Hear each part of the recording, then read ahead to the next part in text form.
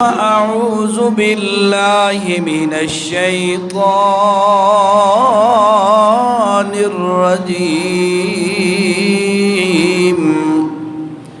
بسم الله الرحمن الرحيم. النبي أولى بالمؤمنين من أنفسهم وأزواجه أمهاتهم وأولو الأرحام بعضهم أولى ببعض في كتاب الله. الآية. سبحان ربك رب العزة عما يصفون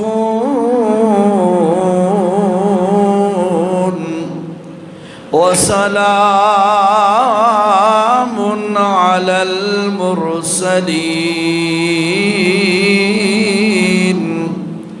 والحمد لله رب العالمين.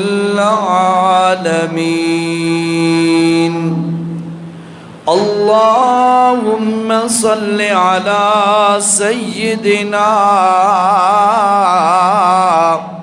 ومولانا محمد وعلى آله وأصحابه أجمعين.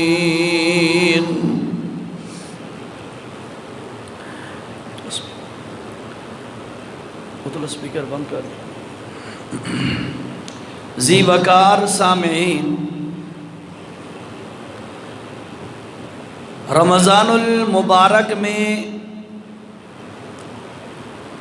جن اعمال کو سب سے زیادہ کرنا ہے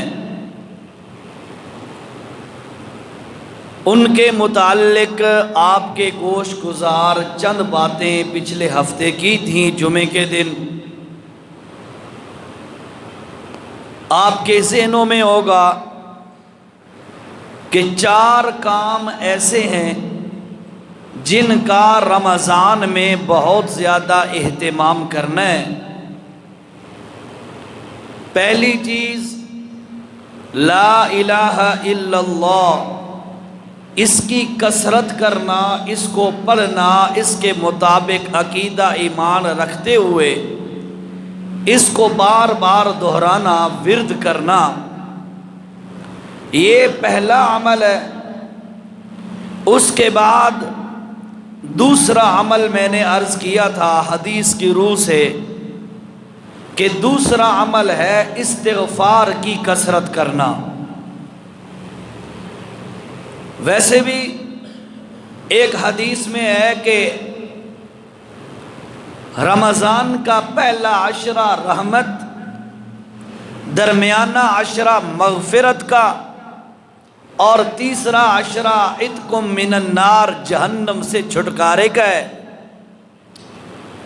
تو پہلی چیز پہلے عشرے میں چونکہ جمعہ تھا وہ بیان ہو گئی، لا الہ الا اللہ کی فضیلت، اس کی اہمیت. آج چاہیے تو یہ تھا کہ میں دوسری چیز بیان کرتا، استغفار کی اہمیت، لیکن ایک اور اہم موضوع تھا اس کا بیان کرنا بڑا ضروری ہے. وہ موضوع ہے 17 ذی الحجہ کو، 17 رمضان کو حضرت امی عائشہ صدیقہ رضی اللہ تعالی عنہا کی وفات کا دن ہے. تو چونکہ ہمارے مذہب اسلام میں ازواج رسول اور رسول اللہ کی بیویوں کا بڑا مقام ہے، تھوڑی جی گھٹ کرو، تھوڑی زیادہ نہیں، بڑا مقام ہے ان کا، تو ان کی طہارت اور پاک دامنی کو علماء بیان کرتے رہتے ہیں. قرآن بھی بیان کرتا ہے۔ تو آج اماں عائشہ صدیقہ رضی اللہ تعالی عنہا کے فضائل و مناقب، ان کا رتبہ اور شان، ان کی اہمیت اور ان کی قدر اسلام میں کیسی ہے، اللہ کے ہاں کیسی ہے، اللہ کے رسول کے ہاں ان کی عزت اور ان کا مقام کیسا ہے۔ اور پھر آج مسلمانوں کو بھی چاہیے کہ اپنی ان رسول اللہ کی ازواج کو دلوں کے اندر خوب محبت اور احترام کے ساتھ ان کو جگہ دیں اور اپنے ایمان کو مکمل کریں۔ اس کی وجہ یہ ہے، اللہ کا قرآن ہے، سورت کا نام سورۃ الاحزاب ہے، اس میں اللہ نے فرمایا لوگوں النبی اولیٰ بالمؤمنین من انفسہم، نبی کریم صلی اللہ علیہ وسلم کی ذات اقدس، ان کی رسول اللہ کا مقام مسلمانوں کے ہاں اتنا زیادہ ہے اور ہونا چاہیے کہ اپنی جان ان کو کم پیاری ہو اور رسول اللہ ان کو زیادہ پیارے ہونے چاہیے۔ یہ ایک ایمان ہے۔ اور رسول اللہ صلی اللہ علیہ وسلم نے دوسرے مقام پہ فرمایا لا یؤمن احدکم حتی اکون احب الیہ من اہلہ ومالہ وولدہ والناس اجمعین۔ بڑی اہم حدیث ہے، بڑی غور طلب حدیث ہے۔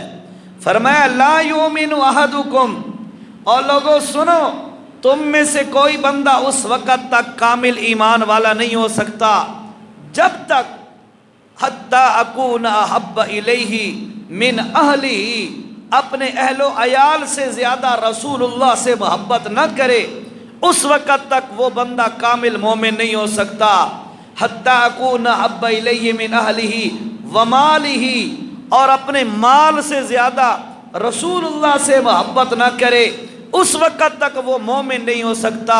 وولدہ، اور اپنی اولاد سے زیادہ رسول اللہ سے محبت نہ کرے، اس وقت تک وہ مومن نہیں ہو سکتا۔ اور پھر فرمایا والناس اجمعین، فرمایا لوگوں سن لو، جب تک کوئی بندہ ساری کائنات کے انسانوں سے زیادہ میں محمد الرسول اللہ سے محبت نہ کرے، اس وقت تک کامل مومن نہیں ہو سکتا۔ چلو موضوع تو امی عائشہ صدیقہ کا بیان کرنا ہے، اس بات کو ذرا مکمل سمجھ لو، ذرا تھوڑی سی اس کی وضاحت کر دوں۔ رسول اللہ سے سارے انسانوں سے زیادہ محبت کرنے کا مطلب کیا ہے؟ بھائی اتنا دعویٰ کرنا کہ میں رسول اللہ سے محبت کرتا ہوں، رسول اللہ سے میرا عشق ہے، رسول اللہ سے میرا پیار ہے، میرے بھائیو یاد رکھو یہ دعویٰ کافی نہیں ہے، یہ دعویٰ کافی نہیں ہے، بلکہ اس دعوے کا اس وقت پتہ چلے گا جب ایک طرف خاندان کے رسم و رواج ہیں، جب ایک طرف عام ملا کی بات ہے، جب ایک طرف ایک پیر کی بات ہے، جب ایک طرف ابا کی بات ہے، جب ایک طرف اماں کی بات ہے، جب ایک طرف بیوی کا مطالبہ ہے، جب ایک طرف اولاد کا مطالبہ ہے اور دوسری طرف رسول اللہ کا مطالبہ ہے، اس وقت پتہ چلے گا یہ رسول اللہ کو اہمیت دیتا ہے یا اپنے باقی ان سارے متعلقین کو اہمیت دیتا ہے۔ یہ اپنے آپ کو وَاسْتَفْتِ قَلْبَكَ، اپنے دل سے فتوے لیا کرو۔ میں یہاں بیٹھ کے فتوے لگاؤں وہ بات کی بات ہے، پہلے اپنے دل سے فتوے لگاؤ، یہ فارمولے اپنے ذہنوں میں رکھو اور پھر خود اپنے بارے میں خود ڈیسائیڈ کرو، فیصلہ کرو، اپنے آپ کو تولو اس ترازو میں اور دیکھو کہ کیا میں رسول اللہ صلی اللہ علیہ وسلم کے ساتھ محبت کرنے میں ان ساری چیزوں سے زیادہ رسول اللہ کو اہمیت دیتا ہوں یا نہیں دیتا۔ اگر نہیں دیتا تو میرا نبی فرماتا ہے لوگوں وہ بندہ کامل مومن نہیں ہو سکتا۔ اس لیے خدا را ہمیں یہ چیزیں اپنے اندر ٹٹولنی چاہیے، ڈھونڈنی چاہیے، فکر کرنی چاہیے ان چیزوں کی کہ آیا کیا میں ان چیزوں کے اندر، ایمان کے اندر اس وقت میرا کیا حالات ہیں، کیا سٹیٹس ہے میرا. غور کرو گے نا انشاءاللہ، فکر کرو گے. اور یاد رکھو بھائیو، میری یہ گزارش ہے اور یہ انشاءاللہ بڑی فائدہ دے گی. جب کوئی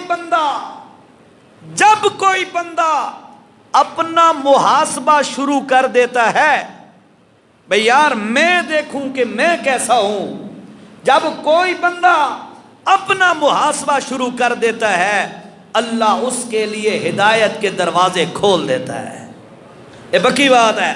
اس لیے میں آپ سے کہوں، اے فلاں تو گندہ ہے، اور فلاں تو غلط ہے، اور فلاں تو ایسے ہے، اور فلاں تو ایسے ہے، تیرے گھر والے ایسے، تو آپ کہیں تیرے گھر والے ایسے، تو ایسے فلاں، اس سے اصلاح کم ہوتی ہے. اصلاح زیادہ اس وقت ہوتی ہے جب ہر بندہ اپنی گریبان میں جھانکنے لگ جائے. ہر بندہ اپنے گریبان میں جھانکے. اور یاد رکھیے گا، ویسے بھی ایک عرف میں ہے، ہماری سوسائٹی میں ہے، جب ہم کسی کو نشانہ بناتے ہیں، اس کی طرف اشارہ کرتے ہیں، تو ایسے ہے، تو ایسے ہے، تو ایسے ہے، اس وقت میری ایک انگلی اس کی طرف جا رہی ہوتی ہے، باقی 3 انگلیاں وہ بیک میری طرف آ رہی ہوتی ہیں. اس کو ایک دفعہ کہہ رہا ہے اپنی طرف 3 دفعہ جھانک.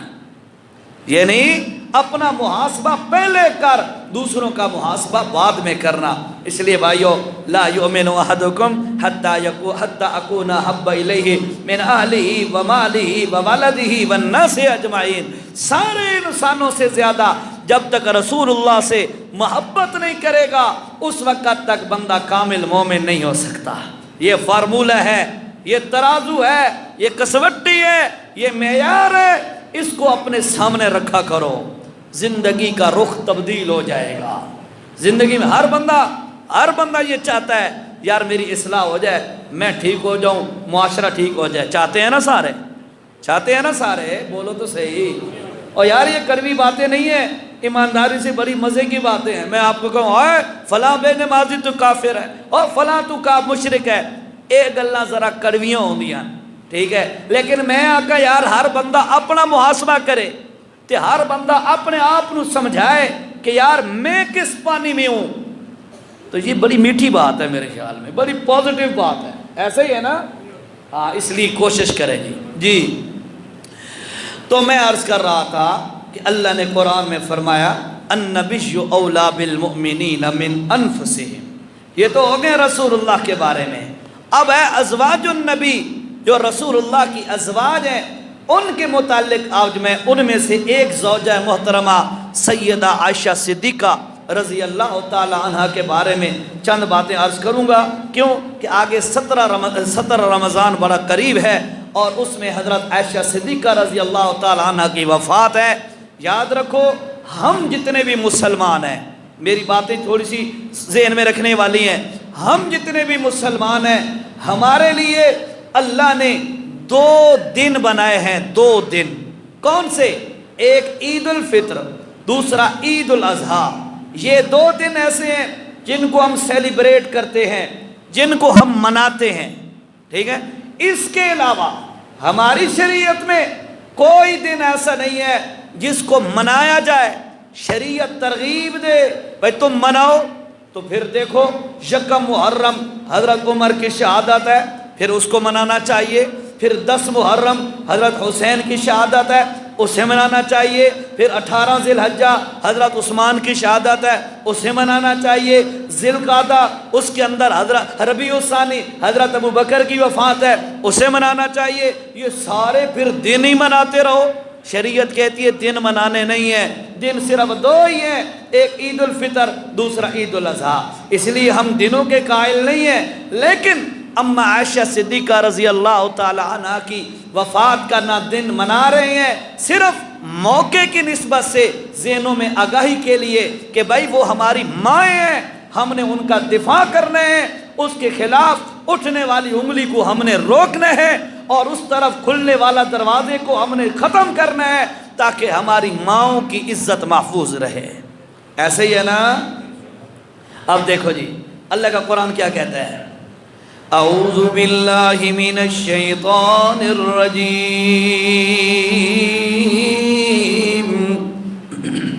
بسم اللہ الرحمن الرحیم النبی اولا بالمؤمنین من انفسہم۔ او لوگو، اللہ کے نبی مسلمانوں کے ہاں سارے انسان بھی اور اپنی جان سے بھی زیادہ پیارے ہونے چاہیے، یہ ایمان کی علامت۔ اور دوسرے نمبر پہ فرمایا لوگوں وَأَزْوَاجُهُمْ أُمَّهَاتُهُمْ، اور میرے نبی کی جو بیویاں ہیں وہ مومنوں کی مائیں ہیں، وہ مومنوں کی مائیں ہیں۔ اور ہم اب اپنی ماؤں کے اولاد اور بیٹے ہوتے ہوئے اپنی ماؤں کا دفاع ہمارا فرض ہے، ہمارا فرض ہے۔ اس کے لیے پہلے ایک مثال ذرا سن لو، پھر انشاءاللہ اما عائشہ صدیقہ کے بارے میں بات کرتا ہوں۔ اللہ کا قرآن ہے، سورت کا نام سورت مریم ہے۔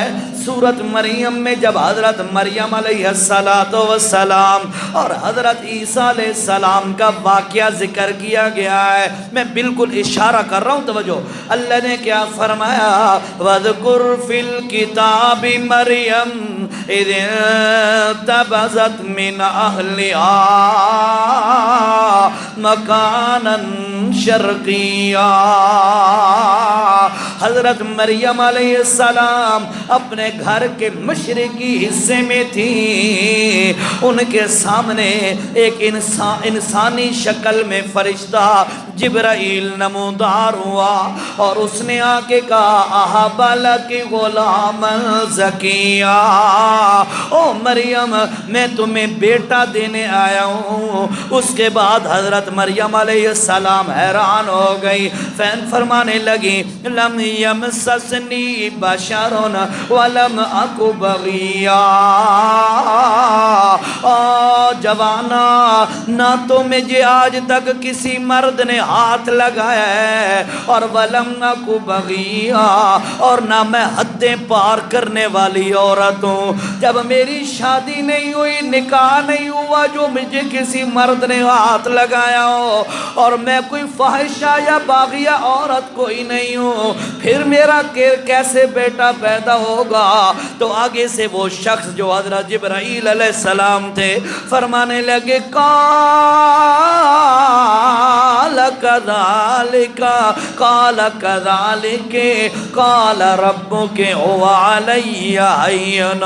اور مریم حیران ہونے کی ضرورت نہیں، اللہ نے یہ فیصلہ کر دیا ہے، اللہ کا فیصلہ کوئی موڑ نہیں سکتا۔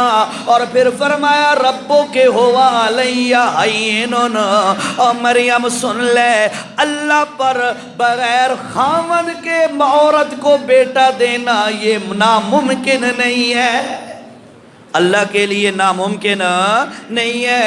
اللہ چاہے خاوند کے بغیر تمہیں بیٹا دے دے، وہ قادر ہے۔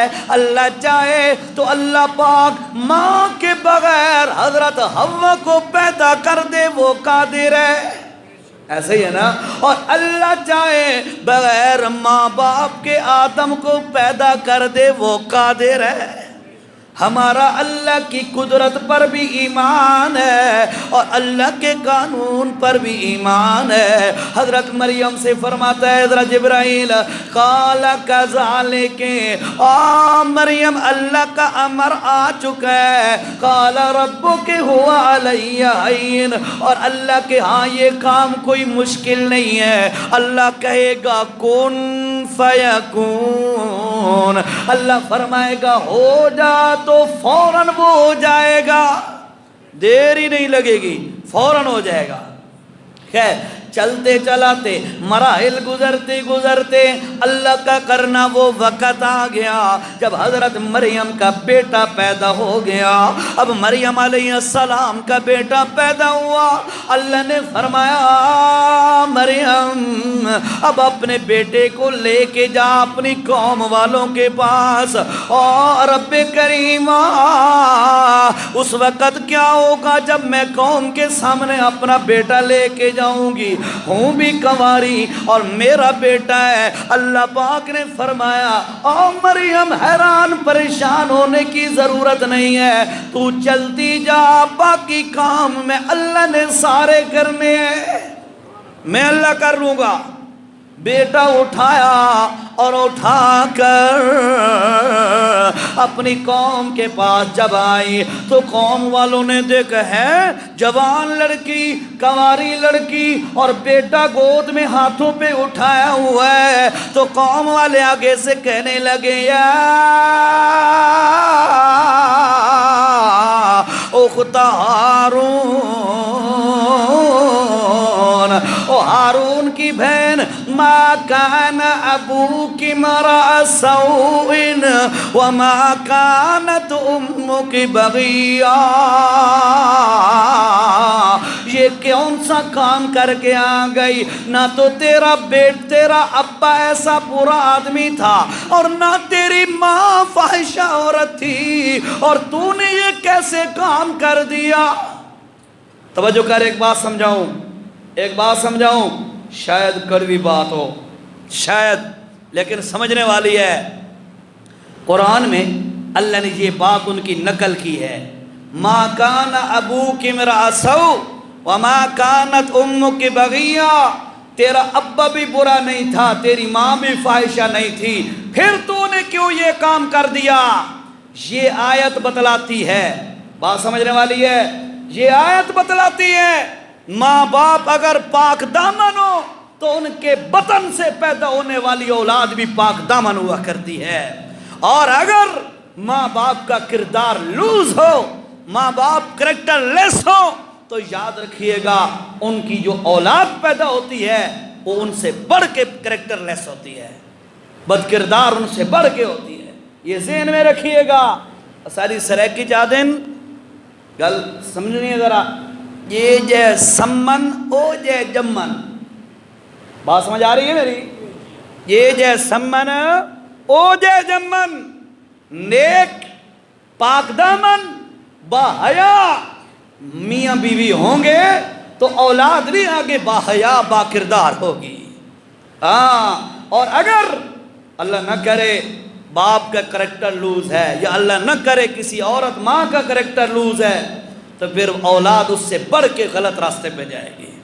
اس لیے اللہ نے کیوں فرما دیا لا تقربوا الزنا انہ کان فاحشہ وساء سبیلا، اور لوگو زنا کے قریب ہی نہ جانا، انہ کان فاحشہ، یہ بہت بڑی بے حیائی ہے، اور پھر فرمایا وساء سبیلا، اے راستہ ہی غلط ہے، اے لین بھی غلط ہے، بندہ غلط ہوتا ہے اس کی اولاد بھی غلط ہوتی ہے، جب اس کی اولاد غلط ہوئی اس سے آگے اولاد ہوگی وہ کہاں ٹھیک ہوگی؟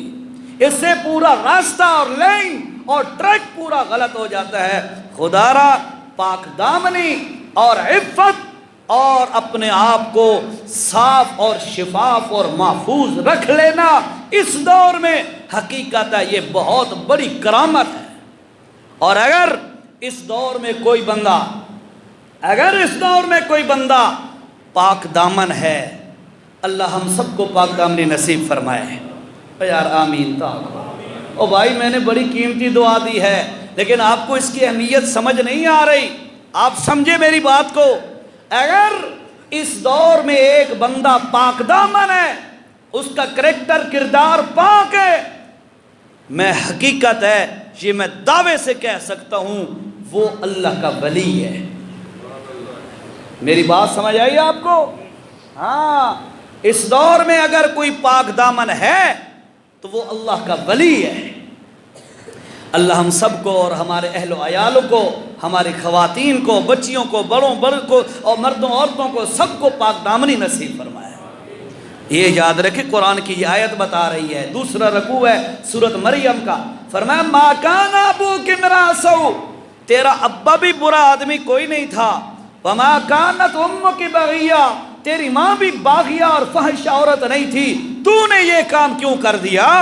قوم نے اعتراض کیا کیونکہ ان کے سامنے کام ہی ایسا ہو گیا تھا۔ حضرت مریم کا جو بیٹا پیدا ہو گیا بغیر شادی کے، تو ظاہراً تو یہی لگ رہا تھا کہ یہ بد کردار ہے، نعوذ باللہ، لیکن وہ تو بعد میں پتہ چلا کہ آگے ہوا کیا۔ جی سنو، فرمایا وما کانت امک بغیہ، تیری ماں بھی بری نہیں تھی، ابا بھی برا نہیں تھا، تو نے یہ کام کیوں کر دیا؟ حضرت مریم آگے سے کیا کہتی ہے؟ فاشارت الیہ، اپنے بیٹے کی طرف اشارہ کیا، بولی نہیں، ٹھیک ہے، زبان نہیں ہلائی۔ فاشارت الیہ، وہ جو بیٹا گود میں اٹھایا ہوا ہے، سینے سے لگایا ہوا ہے، اس کی طرف اشارہ کر کے کہتی ہے اے دے کول پوچھ لو، میرا ابا بھی پاک دامن نہیں، میری اماں بھی پاک دامن نہیں، اور رب کائنات دی قسم میں بھی پاک دامن ہاں، لیکن میں اپنی صفائیاں نہیں دے سکتی۔ فاشارت الیہ، میرے اس بیٹے سے پوچھ لو۔ قوم والے آگے سے کہنے لگے کیف نکلم من کان فی المہد صبیا، ہم گود میں اٹھے ہوئے بچے سے کیسے کلام کریں؟ یہ بھی بھلا کوئی کلام کرتے ہیں؟ اوپر سے اللہ کی رحمت کو جوش آیا، اللہ نے فرمایا او میرا عیسیٰ بندہ، او میرا عیسیٰ پیغمبر، سن، تیری ماں پہ لوگ انگلیاں اٹھا رہے ہیں، تیری ماں پہ اعتراض کیا جا رہا ہے، تے حلالی پتر، توجہ قیمتی جملہ بتا رہا ہوں آپ کو، حلالی پتر اپنی ماں دا دفاع کر دے ہوں دن، ایسا ہی ہے نا، حلالی پتر اپنی ماں دا دفاع کر دے ہوں دن۔ اس واسطے یاد رکھو، اللہ نے فرمایا او میرا عیسیٰ پیغمبر، بات تو واقعی ایسے ہے، گود میں تو بچہ نہیں بولا کرتا، لیکن اب تیری ماں کی کردار کشی کی جا رہی ہے، تو فوراً بول اور ان کو بتا دے کہ میری اماں پاک دامن ہے۔ اور طریقہ کیا اختیار کیا؟ اللہ کا قرآن کہتا ہے قال انی عبد اللہ، اور لوگوں میں اللہ کا بندہ ہوں۔ کس کا بندہ ہوں؟ اللہ کا بندہ ہوں۔ اور جو اللہ کا بندہ ہوتا ہے اس دی نسل چ شک نہیں ہو سکتا۔ پہلی بات بتا دی انی عبد اللہ، میں اللہ کا بندہ ہوں۔ ایک بات اور بھی یہاں پہ سمجھتے جاؤ، سب سے پہلے اپنی عبدیت کا اعلان کیوں کیا؟ اس لیے کہ آگے بتانا تھا کہ یار میں تو اللہ کا معجزہ ہوں، اور لوگ کہیں شک نہ کر دیں، اللہ کا شریک نہ بنا دیں، اور لوگ یہ نہ کہنے لگ جائیں کہ یہ اللہ کا بیٹا ہے، اللہ کا جز ہے، اللہ کے حصہ ہے۔ اللہ نے پہلی دفعہ زبان سے یہ جملہ نکلوایا، فرمایا انی عبد اللہ، اور لوگوں سن لو، میں عیسیٰ اللہ کا بندہ ہوں اور اللہ معبود ہے، ٹھیک ہے، تاکہ کوئی شک نہ کرے۔ پہلے یہ اپنا شرک کا رد کر دیا، اس کے بعد ماں کا دفاع کر کے کیا کہتا ہے آتانی الکتاب، توجہ اب یہ ماں کا دفاع ہو رہا ہے، توجہ، آتانی الکتاب، اللہ نے مجھے کتاب دی ہے، میں نو کتاب اللہ نے دینی ہے، وجعلنی نبیا، اور اللہ نے مجھے نبی بنانا ہے۔ اب آپ کے ذہنوں میں آئے گا کتاب کا تذکرہ، نبوت کا تذکرہ، اس میں ماں کا کیا دفاع ہے؟ توجہ سے سنو میری بات، اور جو بندہ نبی ہوتا ہے او دے ماں باپ بھی انہاں سارے عیباں تو پاک ہوندے نا، سمجھ آئی؟ جس نے نبی بننا ہوتا ہے نا، اس کے ماں باپ کا کردار بھی پاک ہوتا ہے، اس کی اولاد بھی پاک ہوتی ہے، اس کے ازواج بھی پاک ہوتی ہیں۔ جو نوی گل اچھا موضوع تو کرنا تھا اما عائشہ صدیقہ والا، گل اور وچ آ گئی ہیں۔ اصل میں تانوں اس واسطے سنایا ہے کہ جڑے حلالی پتر ہوندے نا وہ اپنی ماں دا دفاع کریں دے، ٹھیک ہے؟ اور میں آسے پاسے نہیں ویندے، اپنے موضوع تے آؤ۔ حضرت عائشہ صدیقہ ہماری اماں ہے، مانتے ہو؟ کہو نبی کی ازواج ہماری مائیں ہیں، بولو ذرا، نبی کی ازواج ہماری مائیں ہیں۔ اللہ کا قرآن کہتا ہے ہم نے اپنی ماں کا دفاع کرنا ہے۔ 17 رمضان ہماری اماں جی کی وفات کا دن ہے، اس لیے اپنی ماں کے دفاع کے لیے چند جملے عرض کرتا ہوں۔ اللہ، حضرت عائشہ صدیقہ ابو بکر صدیق کی بیٹی ہے اور ماں کا نام زینب ہے، کنیت اس کی ام رومان ہے۔ اللہ کے پاک پیغمبر صلی اللہ علیہ وسلم سے نکاح ہو گیا، اور سن لو مسلمانوں، اللہ کے نبی کی جتنی بھی بیویاں ہیں سب سے زیادہ محبت اللہ کے نبی کو عائشہ کے ساتھ ہے، عائشہ کے ساتھ ہے۔ ایک بندہ آیا اور آ کے کہتا ہے یا رسول اللہ، کہو صلی اللہ علیہ وسلم، آپ کو سب سے زیادہ کون پیارا ہے؟ اللہ کے نبی سے پوچھتا ہے یا رسول اللہ، سارا نالو زیادہ تانوں کون پیارا ہے؟ اللہ کے نبی نے فرمایا مجھے عائشہ پیاری ہے۔ اللہ اکبر۔ یہ کیوں بتا رہے ہیں؟ صرف امت کو یہ بتانے کے لیے کہ لوگوں سنو، یہ میری بیویاں تمہاری مائیں ہیں، مجھے ان سے محبت ہے، تم بھی ان سے محبت کرنا۔ فرمایا کہ عائشہ سے محبت ہے۔ سوال کرنے والا کیا کہتا ہے؟ دوبارہ کہتا ہے یا رسول اللہ، میرا مطلب مردوں میں سے کون پیارا ہے؟ اللہ کے نبی نے جواب دیا، فرمایا عائشہ کا باپ۔ اے نہیں آقا ابو بکر، کہہ دیتے نا مردوں میں سے وہ بکر زیادہ پیارا ہے، نہیں، عائشہ کی اہمیت بتانے کے لیے فرمایا کہ پہلا سوال کرتا ہے کون پیارا؟ فرمایا عائشہ مجھے پیاری ہے۔ پھر کہتا ہے مردوں میں سے کون پیارا ہے؟ اللہ کے نبی نے فرمایا عائشہ کا ابا مجھے زیادہ پیارا ہے۔ آپ خود اہمیت کا اندازہ لگا لو۔ اللہ کے پاک پیغمبر صلی اللہ علیہ وسلم نے فرمایا کامولا، او لوگو، بندوں میں سے، مردوں میں سے، کامولا من الرجال کثیر ولم یکمل من النساء، مردوں میں سے تو بڑے بڑے لوگ آئے، بڑے بڑے اہم لوگ آئے، حتیٰ کہ نبی بھی اللہ نے مردوں میں سے بنائے ہیں، کوئی عورت نبی بن کے نہیں آئی۔ فرمایا کامل من الرجال کثیر، اور لوگوں مردوں میں سے تو بڑے لوگ، بڑے کامل لوگ ہیں، اونچے اور اعلیٰ درجے کے لوگ ہیں، لیکن سنو وَلَمْ يَكْمُلْ مِنَ النِّسَاء، عورتاں بچوں کوئی ایو جئی کامل نہیں آئی۔ لیکن سن لو لوگوں، 3 قسم کی عورتیں، 3 اور قسم نا، 3 عورتیں وہ دنیا پر بڑی اعلیٰ درجے کی آئی ہیں۔ یا رسول اللہ وہ کون سی عورتیں ہیں؟ فرمایا مریم بنت عمران، اور لوگوں مریم بنت عمران، حضرت عیسیٰ علیہ السلام کی اماں مریم، یہ بھی بڑی کمال کی عورت تھی، بڑی کامل اللہ کی ولیہ عورت تھی۔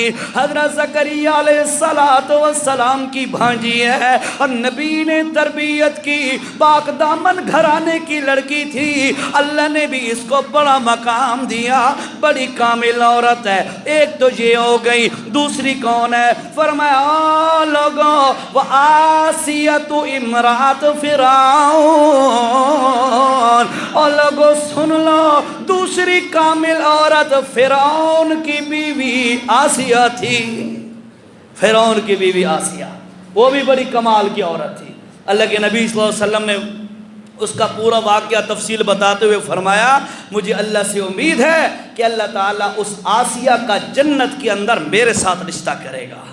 بڑی کمال کی عورت تھی، واقعہ کبھی پھر سناؤں گا، مختصر جو حدیث سنا رہا ہوں۔ اور پھر فرمایا لوگو، ایک عورت ہے مریم بنت عمران، حضرت مریم علیہ السلام، یہ کامل عورت ہے۔ اور دوسرا فرمایا فرعون کی بیوی آسیہ، وہ بھی بڑی کامل عورت تھی۔ اور پھر فرمایا، اب اپنی بیوی کا نام لے رہے ہیں لیکن بڑے انداز سے، اور فرمایا وَفَضْلُ عَائِشَةَ وَفَضْلُ عَائِشَةَ كَفَضْلِ السَّرِيدِ عَلَىٰ سائر الطعام۔ اور لوگوں، مریم بھی اونچے درجے کی عورت، آسیہ فرعون کی بیوی بھی بڑے اونچے درجے کی عورت تھی، لیکن سن لو میری عائشہ، فضل عائشہ تھا، اور جو میری عائشہ ہے، سن لو لوگو، عائشہ کا مقام ایسے ہے جیسے سرید سارے کھانوں سے افضل کھانا ہے، اسی طرح عائشہ ساری عورتوں سے افضل عورت ہے۔ یہ میرا نبی بتا رہا ہے۔ اب یہ دیکھو، نبی کی زوجہ محترمہ ہماری امی جان، ہم اس کا دفاع کر رہے ہیں، ہم اس کے مناقب بیان کر رہے ہیں، اس کی شان بیان کر رہے ہیں۔ کیوں؟ حلالی پتروں دا کام ہوندہ ہے اپنی ماواں دا دفاع کرنا، ٹھیک ہے؟ اللہ توجہ کرو۔ اور پھر عائشہ صدیقہ رضی اللہ تعالیٰ عنہ، یہ رسول اللہ کی نظر میں، اب اللہ کی نظر میں دیکھو، اللہ کے پاک پیغمبر صلی اللہ علیہ وسلم واپسی پہ سفر سے آ رہے ہیں، ساتھ عائشہ صدیقہ رضی اللہ تعالیٰ عنہ بھی ہے۔ رسول اللہ کی عادت مبارکہ تھی، جب بھی آپ سفر پہ جاتے نا تو آپ بیویوں میں قرآن اندازی فرماتے، قرآن اندازی قرآن ڈالتے، جس بیوی کا نام نکل آتا آپ اس کو سفر پہ ساتھ لے جاتے۔ اللہ کا کرنا، عائشہ صدیقہ اس سفر میں ساتھ تھی۔ حضرت عائشہ صدیقہ رضی اللہ تعالی عنہ، دیکھو اللہ کی نظر میں کیسے ہے۔ حضرت عائشہ صدیقہ رضی اللہ تعالی عنہ اپنی بہن اسماء رضی اللہ تعالی عنہ سے ہار مانگ لیا۔ اور آپ کو پتہ ہونا چاہیے، عورتوں اور بیویوں کا اپنے خاوند کے لیے میک اپ کرنا، زیب و زینت کرنا شریعت میں بڑی تاکید کی گئی ہے اس بات کی، سمجھ آئیے؟ بیویاں دا اپنے خامدہ واسطے میک اپ کرنا، بن سور کے خامد واسطے رمنا، اے شریعت دے اندر بڑی تاکید اور ترغیب دی گئی ہے اس بات کی۔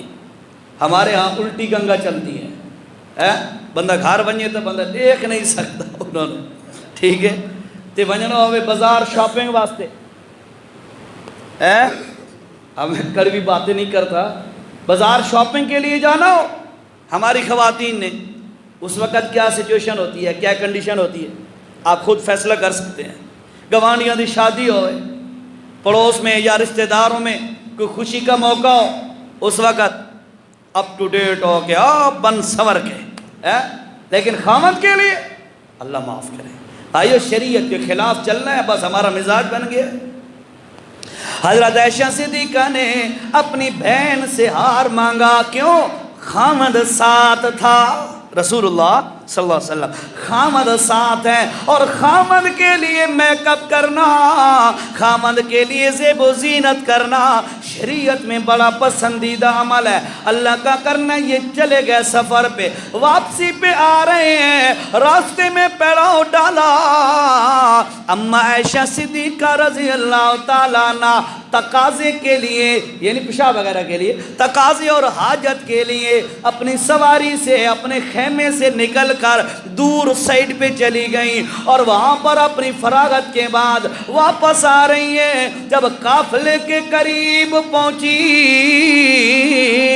اچانک جو گلے میں ہاتھ لگا، دیکھا تو ہار کوئی نہیں ہے، ہار کوئی نہیں ہے۔ توجہ کر رہا، یہ صحیح سچا حدیث کا واقعہ ہے، گلے میں ہار کوئی نہیں ہے۔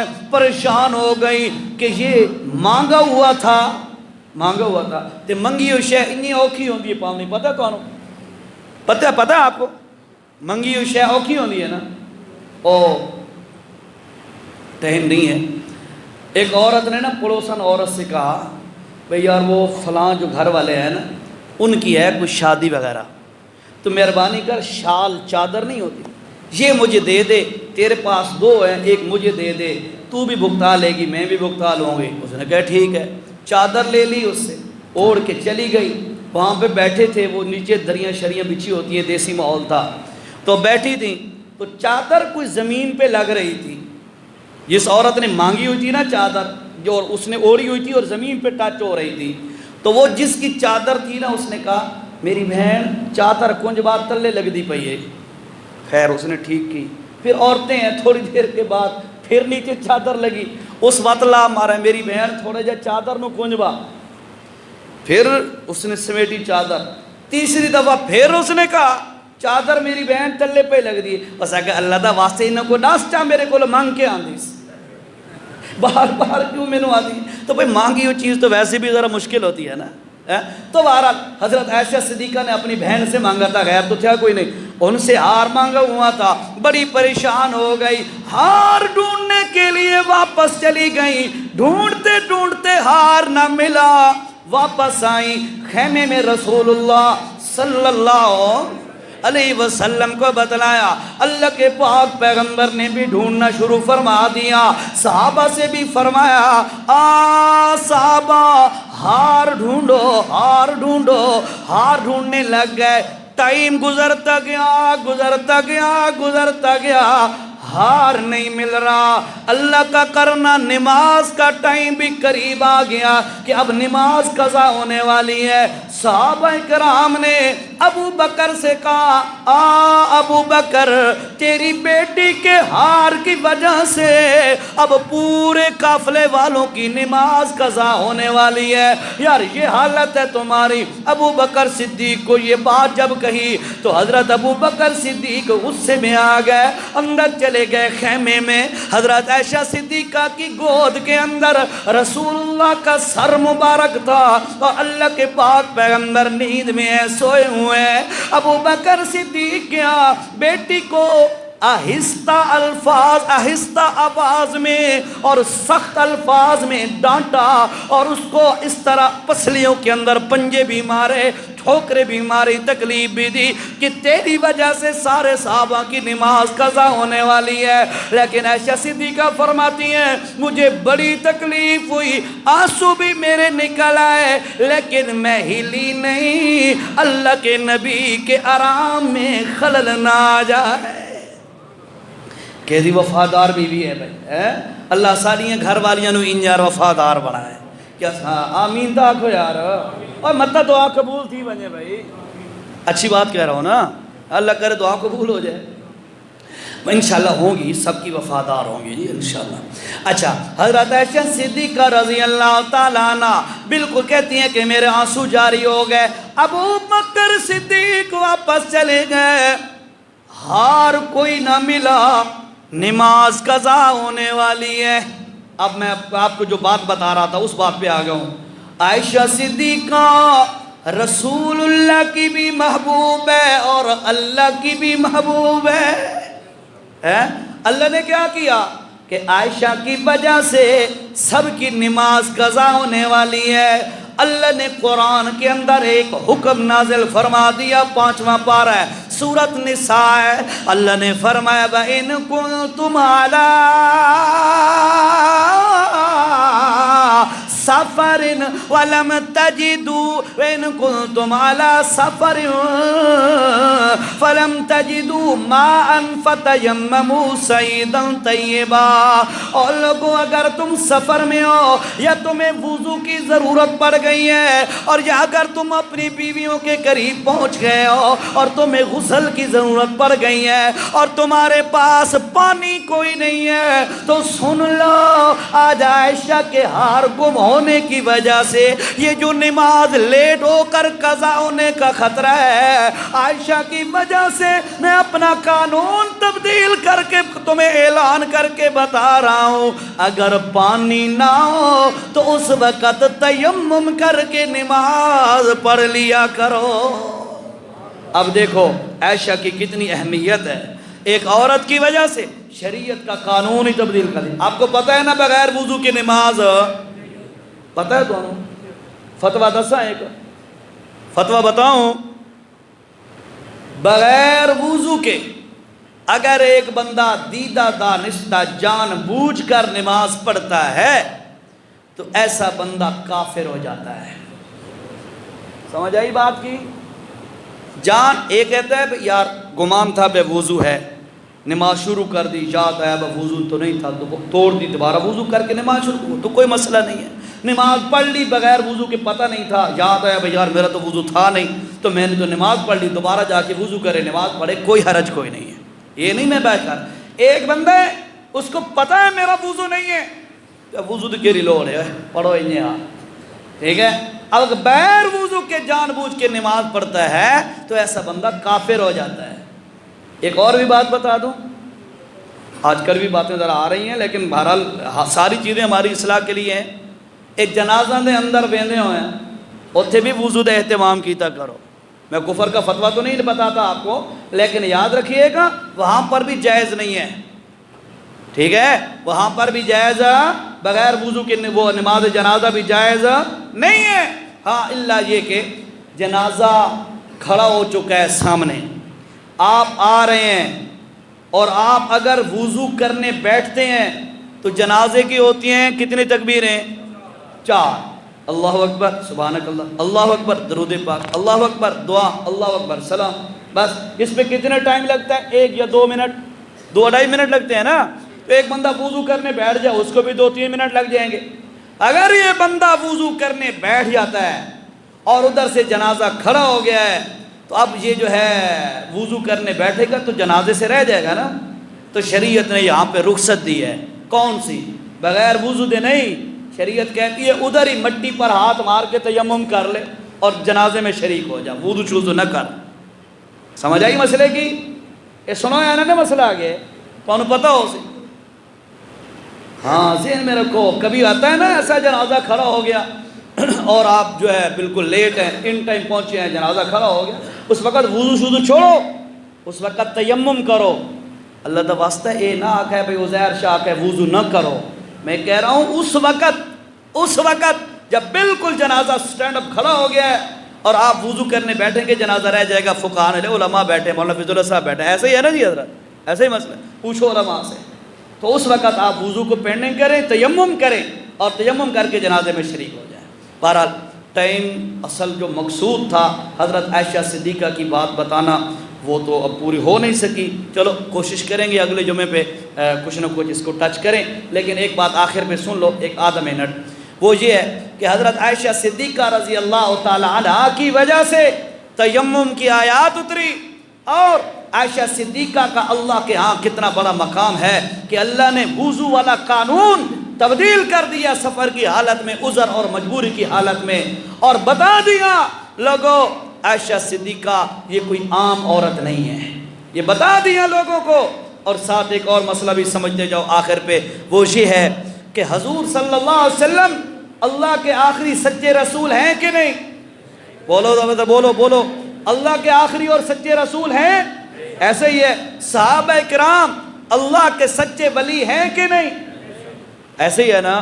یاد رکھو میری بات، شیخ عبد القادر جیلانی رحمت اللہ تعالی علیہ ہوں، شیخ سلطان بہو رحمہ اللہ ہوں، شیخ سلطان زکریا رحمہ اللہ ہوں، کوئی بھی اللہ کا ولی ہو، اس کے ایماندار ہونے پر ہمارے پاس سوائے اچھے گمان کے اور کوئی دلیل نہیں ہے۔ میں جو بات کر رہا ہوں توجہ کرو، ان جتنے بھی بزرگان ہستیاں ہیں ان کے ایمان پر ہم صرف اچھا گمان رکھتے ہیں، بھائی انشاءاللہ یہ پکے مومن ہوں گے، سوائے اچھے گمان کے اور کوئی دلیل نہیں ہے۔ لیکن صحابہ اللہ کی ذات کی قسم ہے وہ ہستیاں ہیں جن کے ایمان پر قرآن میں سینکڑوں دلیلیں ہیں، قرآن گواہ ہے، اے پکے مومن ہیں، یہ کامیاب لوگ ہیں، یہ ہدایت یافتہ ہے، ان کی ایمان میں شک کی گنجائش نہیں۔ اور قرآن میں تو یوں کہہ دیا گیا، اگر کوئی بندہ بھی اگر مسلمان ہونا چاہتا ہے فَإِنْ آمَنُوا بِمِثْلِ مَا آمَنْتُمْ بِهِ، ایمان لانا چاہتا ہے تو سن لو میرے صحابہ کے طرح ایمان لائے گا تو تب جا کے وہ بندہ مومن بنے گا، صحابہ کی طرح ایمان نہیں لائے گا تو وہ ایماندار بھی نہیں ہوگا۔ اللہ اس کا ایمان ہی قبول نہیں کرے گا. ٹھیک ہے، تو اس کا مطلب یہ ہوا صحابہ کے ایمان پر قرآن گواہ ہے، صحابہ کے ایمان پر رسول اللہ گواہ ہے، تو لہٰذا صحابہ کی ولایت میں شک، بولو ذرا، شک نہیں ہو سکتا. نبی کی نبوت میں شک نہیں، صحابہ کی ولایت میں شک نہیں. دونوں ہستیاں موجود ہیں، صحابی رسول بھی موجود ہیں، رسول اللہ بھی موجود ہیں، اور ہار ڈھونڈ رہے ہیں، ہار نہیں مل رہا. ہار ڈھونڈ رہے ہیں اور ہار نہیں مل رہا. یہ بات ہمیں بتلاتی ہے کہ پردوں کے پیچھے چھپی ہوئی چیزوں کو، غیب کی چیزوں کو اللہ کے سوا نبی بھی نہیں جانتا، ولی بھی نہیں جانتا. ایسا ہی ہے نا. اچھا ہوا کیا پھر؟ اب صحابہ نے تیمم کیا، نمازیں پڑھی، اب ہار شار کوئی نہیں ملا. نبی علیہ السلام نے فرمایا اچھا بھائی چلو چھوڑو ہار کو، چلو بہت لیٹ ہو گئے. جو ہی سواری پر عائشہ صدیقہ کو سوار کیا، صحابہ سوار ہوئے، اونٹنی کو اٹھایا، چلنے لگے تو اونٹنی کے نیچے پڑا تھا ہار. کمال دیکھو، دور ہی کوئی نہیں پیا، اونٹنی کے نیچے پڑا تھا ہار. رسول اللہ بھی ساتھ ہیں، صحابہ بھی ساتھ ہیں، اور ان دونوں بزرگان ہستیوں کے درمیان اللہ تعالیٰ نے اس کو پردے میں رکھا، تو نہ نبی کو پتہ چل سکا، نہ ولی صحابہ کو پتہ چل سکا. تو ہمارا ایمان ہے کہ پردوں کے پیچھے غیب کی چیزوں کو جاننے والا صرف اور صرف کون ہے؟ ایک اللہ کی ذات ہے. اب عائشہ صدیقہ کے بارے میں لمبی چوڑی باتیں کرنی تھی، لیکن اور ٹائم پونا گھنٹہ ہی ہوتا ہے، ٹائم مختصر تھا. انشاءاللہ پھر کبھی بات کریں گے. جو کہا اللہ اس پر عمل کی توفیق نصیب.